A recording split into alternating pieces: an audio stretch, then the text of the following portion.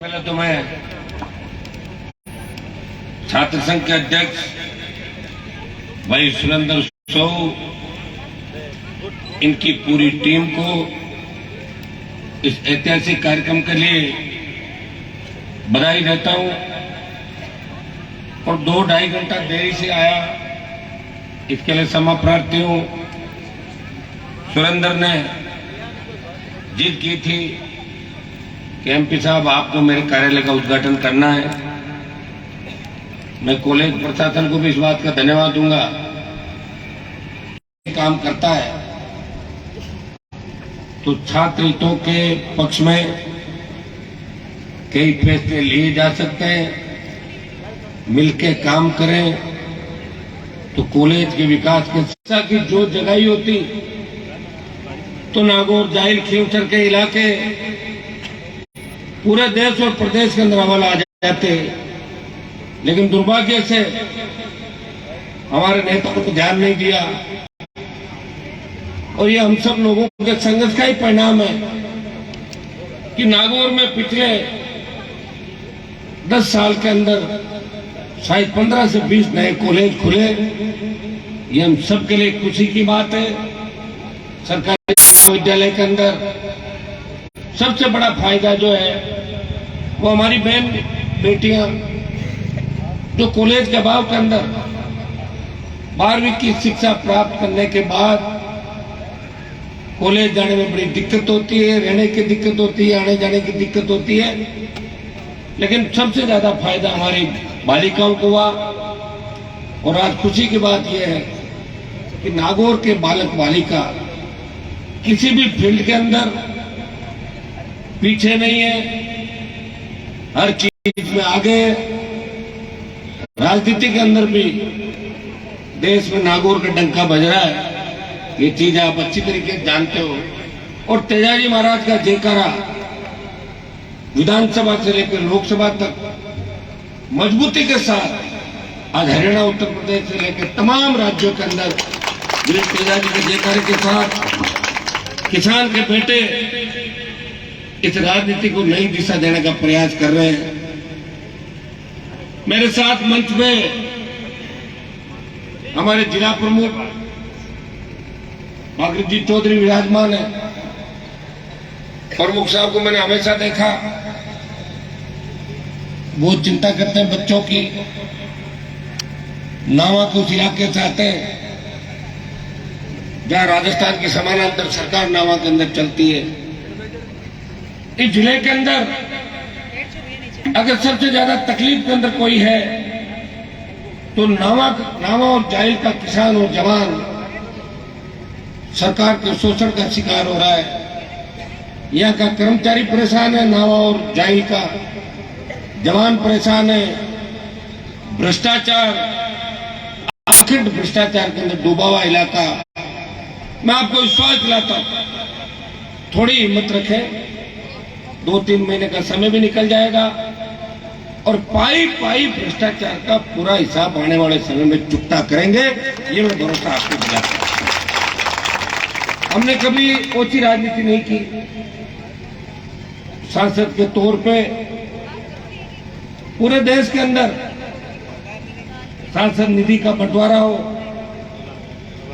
या संसदीय क्षेत्र के अंदर अगर कोई काम की बात हो, मैंने कभी ये नहीं पूछा इस इलाके में मुझे वोट कम मिले, इस इलाके में वोट ज्यादा मिले, इस जाति ने मुझे वोट नहीं दिया, इस जाति ने मुझे वोट दिया। लोग किस तरह अपना समय भूल जाते हैं। लोगों को पीछे मुड़ कर देखना चाहिए। 15-20 साल पहले अपनी हैसियत क्या थी। उस समय टिकट पे अगर विधायक बन के कोई आदमी चल जाए वो बड़ा नहीं होता, क्योंकि समय का चक्र है, ये चलता रहता है। मैंने कई परिवारों को ऊंचा चढ़ते हुए देखा था और उन परिवारों को धूल चाटते हुए देश के प्रदेश की राजनीति के अंदर देखा। इसलिए मैं चेतावनी देना चाहता हूं तमाम लोगों को कि जो सत्ता के बल पे, पुलिस के बल पे या प्रशासन के बल पे अगर राष्ट्रीय लोकतांत्रिक पार्टी के कार्यकर्ताओं को डिमोरलाइज करने का काम करेंगे, किसी भी तरह बर्दाश्त नहीं किया जाएगा। सारा काम का ठप करा दूंगा, ये मैं चेतावनी यहां से देने के लिए आज आपको देता है। जो मजबूती से आपने कार्यक्रम का आयोजन किया, जाहिल का पूरा साथ है मेरे साथ। जब मैं 2014 के अंदर निर्दलीय चुनाव लड़ा, उस समय में भी केवसर नागौर के बाद अगर सबसे बड़ा समर्थन मुझे मिला, जाहिल विधानसभा क्षेत्र के किसानों ने, जवानों ने मेरा साथ दिया और उस संघर्ष का ही परिणाम था, आपके आशीर्वाद का परिणाम था कि लड़ते लड़ते हनुमान बेनीवाल एक विचारधारा राजस्थान के अंदर बना। मैंने दिन देखा रात, मेरी पूरी जवानी, पूरी जिंदगी किसान कौम के लिए समर्पित कर दी। और जब देश के अंदर मोदी और अमित शाह के मंत्रिमंडल में मंत्री बनने का समय आया, तब एक तरफ देश का किसान तकलीफ के अंदर था, हरियाणा, यूपी, दिल्ली के किसान सड़कों पर थे। वो कह रहे थे कोई तो आए हमारी मदद करे, राजस्थान के भाइयों आप आओ। तब उनकी कोई सुनवाई नहीं कर रहा था। देश में मेरे समाज के 20 सांसद है, लेकिन 19 को चिंता नहीं हुई। हनुमान बेनीवाल ने चिंता की, जयपुर दिल्ली का राष्ट्रीय राजमार्ग जाम किया और सत्ता को ठोकर मार के अपने भाइयों के साथ देश के अंदर हाईवे पे, सड़क पे 70 दिन देश का कोई सांसद बैठा, वो नागौर का सांसद था जिसने सत्ता को ठोकर मारी। भाइयों, 4 बार मैंने यहाँ भी सत्ता को ठोकर मारी। मैं भी केरोसिन का काम कर सकता हूँ, मैं भी डीजल का काम कर सकता हूँ, मैं भी टायरों की दुकान ले सकता हूँ, मैं भी agency, petrol pump, gas agency ले सकता हूँ। लेकिन नहीं, मैंने खूब जांच कराई सरकारों ने। वसुंधरा राजे जिसके नाम से लोग कांपते थे, उसको भी 7 समंदर पार भेजने का काम किया। नागौर के सांसद ने वसुंधरा को 7 समंदर पार भेज दिया। और उसके बाद रही गहलोत की बात, हमसे गहलोत लड़े लेकिन जीत हमारी हुई। उसके बेटे को हरा के बावड़ा कर दिया, गुमराह आरसीए का अध्यक्ष करा दिया। तो भाइयों, मैं कोई ये मेरा बखान नहीं कर रहा हूं कि मैंने ये किया वो किया, लेकिन मेरी एक आदत है, मैं लक्ष्य को प्राप्त करता हूँ, पीछा करता हूँ, और जो बात मन में बैठ जाती है, जब तक वो बात पूरी नहीं होती मैं बैठता नहीं, मैं चिंता करता हूँ। मुझे चिंता थी कि जाहिल में कॉलेज खुली, केवसर में कॉलेज खुली, जाहिल में कॉलेज खुली। इस सरकार में नहीं खुली थी कॉलेज, जाहिल में पिछली सरकार के अंदर कॉलेज खुली। मैंने नागौर के विधायकों को जगाया। 2008 के अंदर जब विधायक बना प्रमुख साहब, एक बार मैं कलेक्टर के वहां गया था, तो मैंने 3-4 विधायकों को बाहर देखा। मैंने कहा तुम यहाँ क्या कर रहे हो? बोले कलेक्टर साहब को पर्ची दिए। मैंने कहा एमएलए अगर कलेक्टर को पर्ची देगा, मैंने कलेक्टर वैसे ही भाग के बाहर आ जाएगा, बेचारा एमएलए का नाम थी। उनकी पर्ची की व्यवस्था को भी नागौर में अगर खत्म किया, हनुमान बेनीवाल ने विधायकों का सम्मान नागौर में बनाया और पूरे राजस्थान के अंदर लाल बत्ती लगा के चुनौती दी कि चीफ सेक्रेटरी, कलेक्टर, एसपी अगर बत्ती लगाएगा तो विधायक भी बत्ती लगाएगा, वो उनसे बड़ा है और बत्ती उतार नहीं पाए मेरी।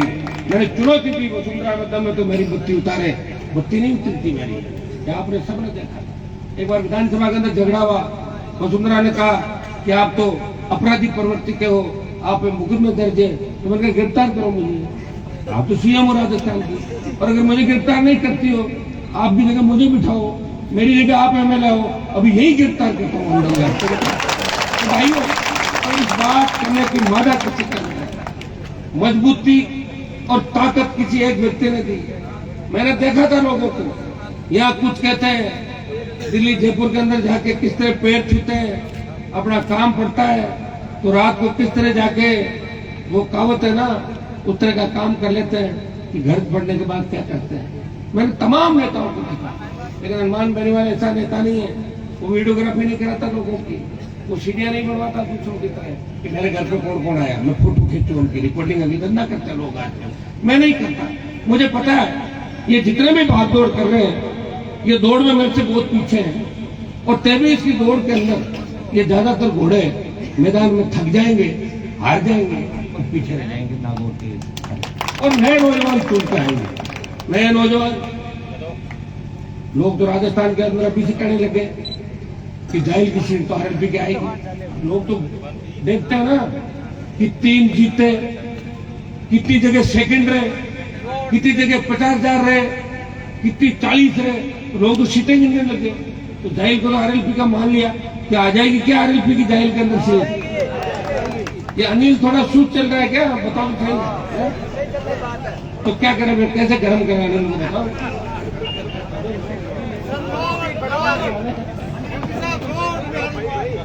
महिला ये क्या कह रहा सुस्त का नहीं, ये सुस्त इसलिए है कि गरीब किसान का बेटा है।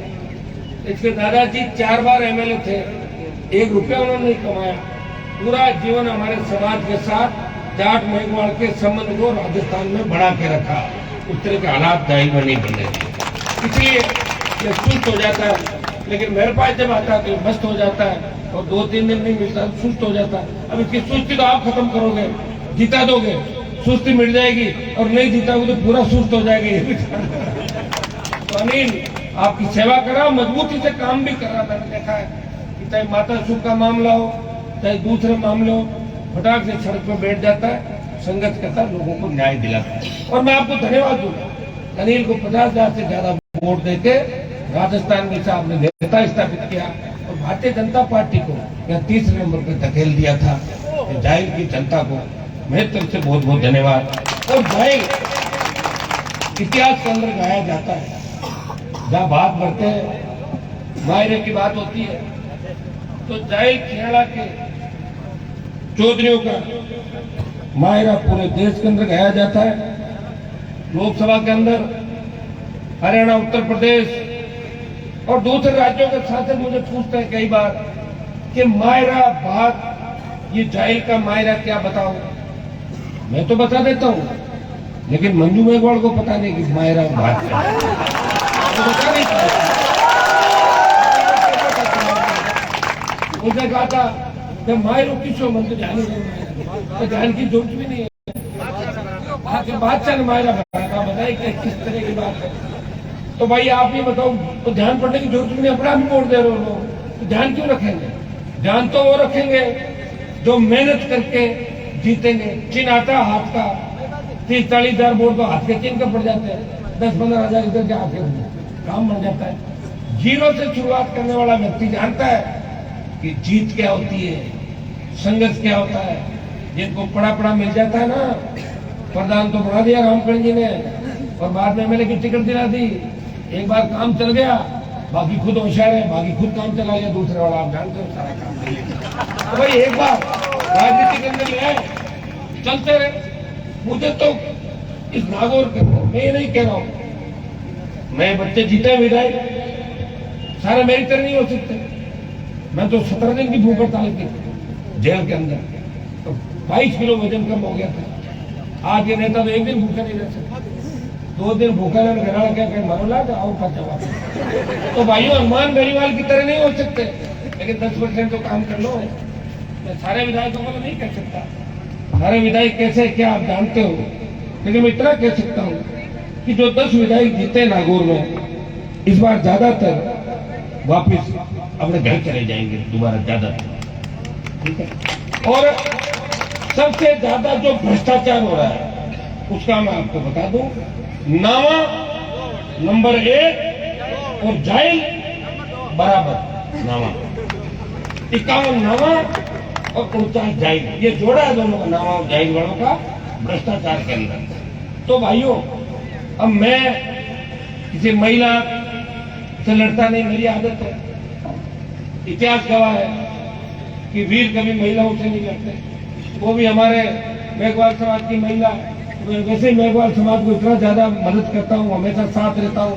मेरी पार्टी तो ऐसी है जो शेड्यूल कास्ट के 2 एमएलए अगर जीते तो आरएलपी से जीते, बसपा तो एक भी एमएलए नहीं जीता पाई शेड्यूल कास्ट का। सारे दूसरे लोग बसपा वोट लेकर जीत गए। मैं कोई विरोधी नहीं हूँ, लेकिन मुझे चिंता होती है कि किस तरह लोग सत्ता के मद में अंधे होके अपने ही लोगों को परेशान करते हैं। जाहिर के अंदर तो यह हालात है, ये तो मैं बैठा हूँ, अगर मैं छुट्टी चला जाऊँ ना साल भर, तो मुकदमा दर्ज करने से पहले भी थानेदार पूछे कि मेरे साहब मुकदमा दर्ज करूँ नहीं करूँ, रोड में दर्ज करूँ नहीं करूँ। जो एमएलए की निगाह से थानेदार लगेगा, जो एमएलए की निगाह से डीवाईएसपी लगेगा, वो एमएलए की दलाली करेगा तो आपका साथ कभी नहीं देगा। ये मैंने पूरे राजस्थान के अंदर देखा। इसलिए पुलिस तंत्र कमजोर हो गया, इसलिए नेक्सस हो गया अपराध के अंदर। आज राजस्थान क्यों आगे बढ़ा? वसुंधरा गहलोत के गठबंधन से इस तरह के लोग हावी हो गए। आज बजरी माफिया जिसके खिलाफ हम लड़ाई लड़ रहे हैं, और एक कोले के कार्यक्रम में ये बात बताना जरूरी है, क्योंकि आप नौजवान हो, आप राजस्थान का भविष्य तय करोगे, आप भारत का भविष्य तय करोगे। भाइयों, आप हर चीज की जानकारी होनी चाहिए। ये बजरी माफिया जो 50 रुपए टन की बजरी 700 रुपए में बेच रहा है, कौन है बजरी माफिया? ये वही बजरी माफिया है जो वसुंधरा की सरकार को चलाता था। ये वही बजरी माफिया है जो गहलोत की सरकार को चला रहा है। हमारे प्रमुख साहब बैठे नेज में खड़ा बीजेपी खाल ज्यादा उधेड़ता, इनके चक्कर में मैं थोड़ा सा कांग्रेस को ज्यादा टारगेट करूँ, उनका ध्यान रखता हूँ। पूरा अडानी चला रहा है दिल्ली की सरकार और बजरी माफिया चला रहा है गहलोत की सरकार राजस्थान में। लड़ाई हम लड़ रहे हैं। लोग ऐसा कहाँ लड़ रहे हो? अरे लड़ कौन रहा? मैं ही तो लड़ रहा हूँ। राजस्थान बड़ा कितना है? 1200 किलोमीटर, 1000 किलोमीटर, पूरा राजस्थान ऐसा कोई इलाका नहीं क्या हनुमान बेनीवाल नहीं गया। 25 साल हो गए लड़ते लड़ते। आज में उम्र कितनी होती है आपको? 60-70 साल। 25 साल तो इसी में बिता दिए। कई बार तो सोचता हूँ लड़ाई का अंत क्या होगा? मंत्री हम बनना नहीं चाहते और पूरी सरकार पता नहीं कब आएगी। क्या करेंगे बताओ? कई तो मेरे साथ थके लोग जो रह रहे मगर साहब राज कब आएगा? मैंने कहा ऐसा राज तो चल ही रहा अपना, अपनी कौन सी बात सब जगह चलती है। पूरा राज लाने का प्रयास कर रहे हैं। मैं ऐसा राज चाहता हूँ, कर्ज मुक्त किसान हो, मुफ्त बिजली मिले, टोल मुक्त राजस्थान, बेरोजगारी भत्ता, रोजगार और हमारी बहन बेटियां सुरक्षित चले। आज कॉलेज के कार्यक्रम के अंदर आया हूं और कॉलेज के बाद बस स्टॉप की बात चल रही है। बस स्टॉप बनना चाहिए। कॉलेज के अंदर प्रिंसिपल साहब कह रहे थे कॉलेज खुल गया, अच्छी बिल्डिंग भी बन गई, बच्चों की संख्या भी खूब तादाद के अंदर है। और शायद मैं तो पहली बार आया हूँ, सेकंड बार आया। मैं धन्यवाद दूंगा सुरेंद्र को कि मेरा रिकॉर्ड भी तोड़ दिया, मुझे पहली बार बुला लिया जैन के अंदर। योग संयोग था, एक आध बार पहले कार्यक्रम बना, मैं आ नहीं पाया। सब काम योग संयोग से होता है। कॉलेज के अंदर बहुत सी समस्याओं के बारे में मेरा ध्यान आकर्षित किया। कॉलेज में लैब बनाने की बात आई। कॉलेज विकास समिति के अंदर एमपी की तरफ से जो सदस्य नामित करते हैं उनकी बात आई। मैं प्रिंसिपल साहब को आज ही लिख के दे दूंगा, बच्चों से बात करके, कि एमपी की तरफ से जिसको भी नॉमिनेट करें वो कॉलेज के विकास के अंदर जब भी विकास समिति की बैठक हो वो पूरा कॉलेज को आगे बढ़ाने के लिए प्रयास करे और हर बैठक में भाग ले। एक प्रयोगशाला की बात है। मैं आपके जो प्रयोगशाला 5 विभिन्न विषयों में 5 प्रयोगशालाओं की आवश्यकता है। आपकी जितनी भी आवश्यकता है जाइल के अंदर फिजिक्स, केमिस्ट्री, बॉटनी, जूलॉजी और ज्योग्राफी, ये सारी जल्दी से जल्दी लैब आपके बनवाएंगे जाइल के अंदर। पुस्तकालय की आपने बात कही है, मैं पुस्तकालय भी बनवाऊंगा। प्राचार्य का पद खाली है तो प्राचार्य तो खाली का आप होना पद का ऐसा ही करो, ये चले जाएंगे फिर ये है। अच्छा ठीक। महाविद्यालय में गैर शैक्षणिक कर्मचारियों के 17 पद, ये जो मांग पत्र दिया बड़ा सारा, इसके अंदर पूरा आपका स्टाफ लगवाएंगे, चतुर्थ श्रेणी कर्मचारी। और खेल मैदान, एक खेल मैदान की बात चल रही है तो खेल मैदान प्रिंसिपल साहब कहाँ चलेंगे? आओ ना। खेल मैदान मतलब अपने की जमीन के अलावा जमीन है क्या? बनवा देंगे, खेल मैदान बना देंगे जाहिल के अंदर, मजबूत बड़ा खेल मैदान जो बाहर से भी। प्रमुख साहब भी पैसा लगाएंगे, प्रमुख साहब से भी कुछ सहयोग लेंगे। कुछ मेरे एमपी कोटे से 10 लाख, 15 लाख, 20 लाख, चुनावी साल है, मैं भी घोषणाएं खूब करता हूँ, आप सभी देखते हो। घोषणाएं इतनी कर दी तो मोदी जी ने हमारे 2 साल के पैसे ही रख लिए। बोलो कोरोना में कमी आ गई 10 करोड़ रुपए रख लिए, फिर भी हमारी हिम्मत देखो, घोषणा भी कर रहे हैं, काम भी करा रहे हैं। अब जाहिल में मैं काम कराता हूँ कई जगह, नाम आपके एमएलए साहब लिख देती है फेसबुक पे कि मैंने ये काम कराया। मेरे को किसी ने कहा कि जाइल में हवा चली, एमएलए साहब लिख दिया मैंने जाइल में हवा चलाई। जाइल में पाला पड़ा तो लिख दिया कि जाइल में पाला पड़ा एमएलए साहब का। अरे उल्टा क्यों लिख दिया, फेसबुक में लिखो, पता तो कि बातों को ध्यान तो रखें। एमएलए साहब को याद रखना चाहिए कि जिले का एमपी मैं हूँ, आप विधानसभा में बैठती हो, रेल तार आपकी सेना की तो देश के आते हैं, वहाँ एमएलए का पता लगता दिल्ली का, तो एमपी जाते हैं वहां पर। तो मैं आपको विश्वास दिलाता हूं कि दिल्ली के कुछ काम भी जाइल के अंदर कैसे। एक एनसीसी की बात चली हमारी बालिकाओं के लिए, बालकों के लिए, और एनसीसी के बच्चे, आजकल एनसीसी का सर्टिफिकेट मिलता है, उसको नौकरी के अंदर कुछ फायदा होता है, कुछ जगह एक्स्ट्रा मिलता है। तो मैं घोषणा करके जा रहा हूं कि जाइल में एनसीसी की विंग आपके जल्दी खुलवा देंगे जाइल के अंदर, ये मैं विश्वास दिलाता हूं। और आपके एमएलए साहब इसे रोक नहीं पाएंगे, क्योंकि ये दिल्ली से खुलेगी, वो दिल्ली के रास्ते नहीं जानते, तो मैं ही जानता हूं। और कौन से बच्चे ये मत करो। कॉलेज के नामकरण को लेकर बात चल रही है, इसकी बात अपन आराम से कर लेंगे ना, रुक जाओ। पीजी कैंसर के साथ जाइए हमेशा ही रहा, अलग थोड़ा ही। मेरी इच्छा तो अब चलो करेंगे बच्चों, इसको मत करो घोषणा, आप ही लेनो सारे कागज। जगत मामा को लेकर कुछ इश्यूज आपके थे, तो हमने तो प्रयास किया था, विधानसभा में उठवाया, लेटर भी लिखे, करेंगे पूरा प्रयास जो भी है। जाइल महाविद्यालय का नाम किसी लोक देवता के नाम से, हमारे समाज के लिए, किसान के लिए जिसने बलिदान दिया, ऐसे व्यक्ति का नाम पे होना चाहिए। मैं आप लोगों से बात कर लूंगा, और जो आपको उपयुक्त नाम लगे वो बता देना। जाते जाते राज्य में, जाते जाते राज्य में ये भी काम करवा दूंगा, जाएगा जाने वाला, जाते पूरी पकड़ लें, ठीक है ना।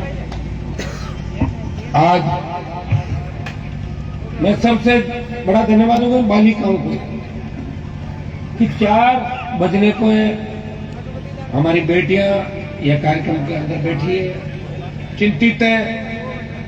बच्चे भी कॉलेज के अंदर विकास को लेकर चिंतित है। मैं विश्वास दिलाता हूं कि जाइल कॉलेज को विकास के नए आयाम देंगे, कॉलेज में विकास कराएंगे। और मेरी तरफ से प्रिंसिपल साहब, हमारे नागौर में जो सुरेंद्र था, क्या कॉलेज वो कार्यालय बना, जो कौन था सुरेंद्र का चला गया, प्रिंसिपल साहब कॉलेज में छात्र कार्यालय बनवा दो ना अलग से बच्चों का, नहीं पूरा अलग ही बना लो, अलग जमीन तो है तो ले लो फिर, ताकि रोजाना क्या बच्चों को कमरा किताब बना पूरा ही बना दे बढ़िया कार्यालय। जो नागौर वाला कार्यालय कैसा देखा क्या, नहीं रोड के अंदर बनाओ, बाहर थोड़े बनेगा, बाहर क्या साइड में या बना लो, या जो भी आप तय कर लेना। 10 लाख रुपए छात्र संघ कार्यालय के लिए देने की मैं घोषणा करता हूँ।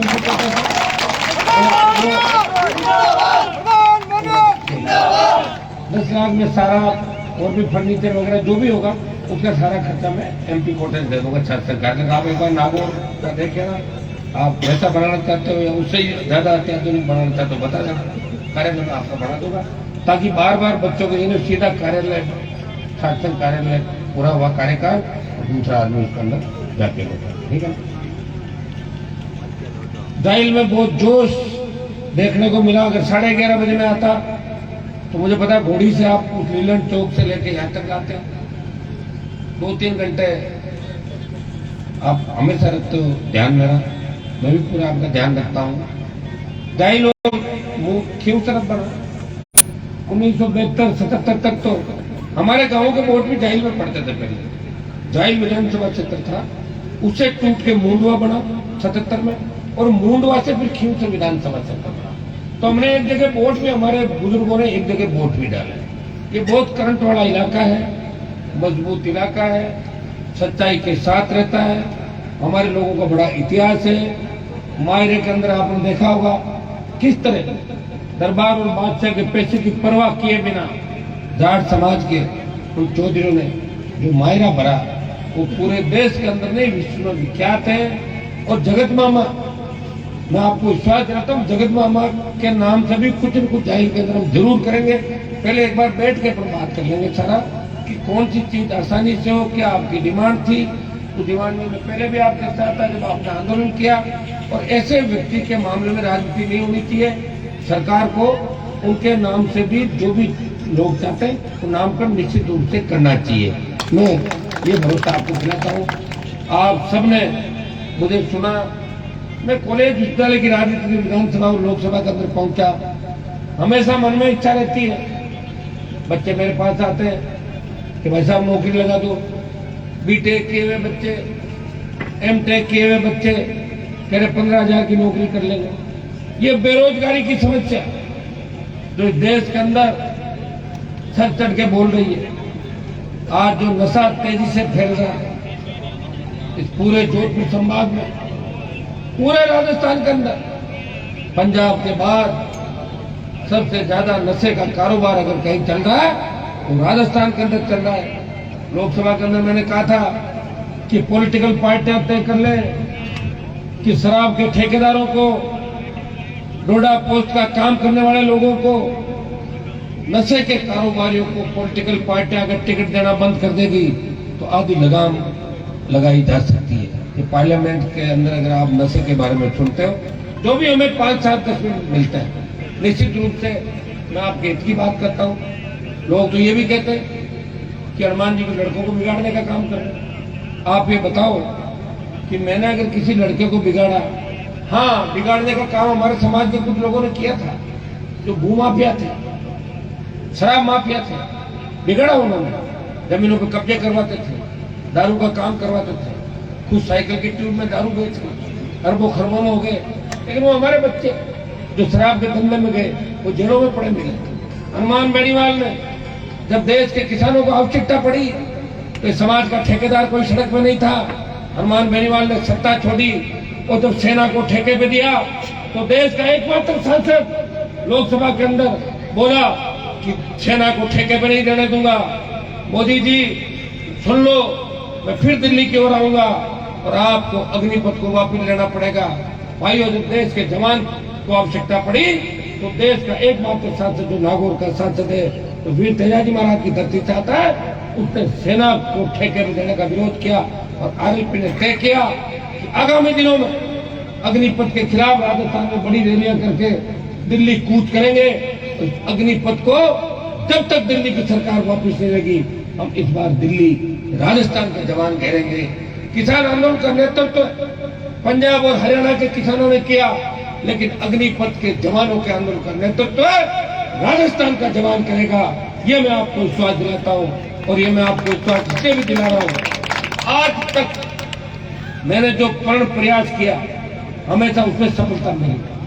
100 में से 7 नंबर आ जाते हैं, फर्स्ट डिवीजन आ जाती है और 75 जब पार कर जाता है तो उसको डी मिलती है।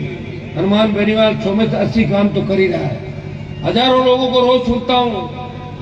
एक दिन तो मैंने सुनवाई की, मैंने कहा एक काम करो, अपन ने सुबह से शाम सुनवाई करी, इन कागजों को नाप, इनका तोल करो कितने कागज हैं। 20 किलो कागज आए थे। कितने?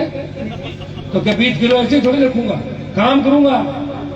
अभी इतनी सारी घोषणाएं करी है, काम करूंगा, समय लग सकता है। सरकार लड़ रही है, मैं घोषणा कराऊंगा, आप एमएलए साहब वापिस रुको देख जाके, मैंने चाहिए नहीं, मत करो, करूंगा मैं फिर भी। दिल्ली वाले तो मेरे हाथ में, लेकिन यहाँ का काम मैंने कहा है मैं करवाऊंगा। आप सड़कें उठा के देख लीजिए, जाइल के अंदर खेवसर नागौर जितनी सड़कें बनाई, प्रधानमंत्री ग्राम सड़क योजना की जो सड़कें 400 किलोमीटर दिल्ली में अटकी हुई है, जब वो लंबी सारी सड़कें आएगी उसमें जाइल के अंदर भी खेवसर नागौर जाइल के अंदर लगभग बराबर की सड़कें होगी। हमारे नए गांव जुड़ेंगे, हमारे लोग आराम से आवागमन के साधन की आवश्यकता, सड़क, पानी, स्कूल, बिजली। मैंने देखा यहाँ जो जल जीवन मिशन की टंकियां बन रही है, कितनी अच्छी राजनीति। इस गांव में टंकी मत बनाओ, मेरे को वोट कम मिले थे, ये कोई बात हुई क्या? टंकी आप घर के पैसे से बन रही है, आप घर के पैसे टंकी बनाओ, चलो पूरे जाएगी में, फिर जहाँ वोट मिले बना दो, मिले मत बनाओ। अरे भाई सरकार का पैसा है, आधा दिल्ली का पैसा है, आधा राजस्थान की सरकार का पैसा है। कौन सरकार में रहेगा, कौन नहीं रहेगा, किसी गारंटी नहीं है। यही पहले बाहर बैठे हुए थे, हम अंदर आ गए, फिर बाहर बैठ जाएंगे, पता थोड़ी है। पहले एमपी कौन था, अब एमपी कौन है, उससे पहले कौन थी, अब कौन आ गया, आगे कौन होगा, ये तो समय के अंदर छुपा हुआ है। जो काम करेगा लोग उसके साथ रहेंगे और ज्यादा दिन तक सत्ता के दम पे आप लोगों की आवाज को दबा सकते हो, लेकिन उसे कुचल नहीं सकते। जो भी क्रांति देश के अंदर हुई है, लोगों ने अंग्रेजों का मुकाबला किया, जागीरदारों को उखाड़ के फेंक दिया इस राजस्थान से हमारे लोगों ने। तो ये तो छोटे मोटे काम है, ये तो 2 महीने बाद समय निकला। ये अभी जो घूम रहे हैं ना आगे पीछे, पुलिस की एस्कॉर्टिंग करा के गांव में फीते काट रहे हैं, 2-3 महीने बाद गांव में जा नहीं पाएंगे। ऐसा तूफान उठेगा राजस्थान के अंदर। कांग्रेस और भारतीय जनता पार्टी के खिलाफ राजस्थान के जवानों ने मोर्चा खोल दिया है।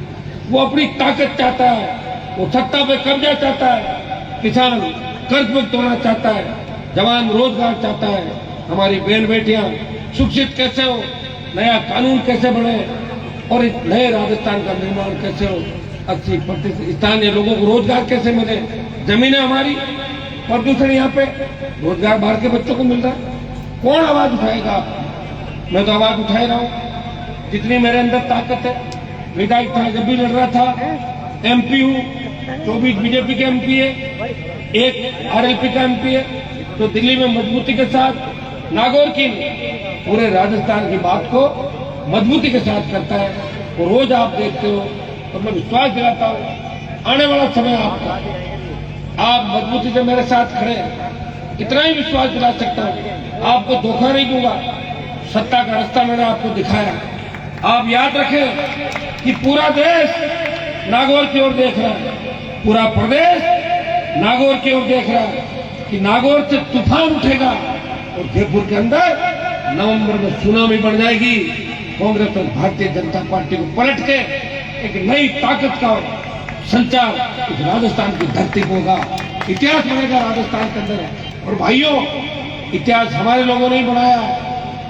हमारे नेताओं ने पहले सेकंड पीढ़ी को तैयार नहीं किया, खुद राज किया नहीं, न खुद कर पाए, न दूसरों का भला किया, न खुद सीएम बने, दूसरों को नहीं बनने दिया।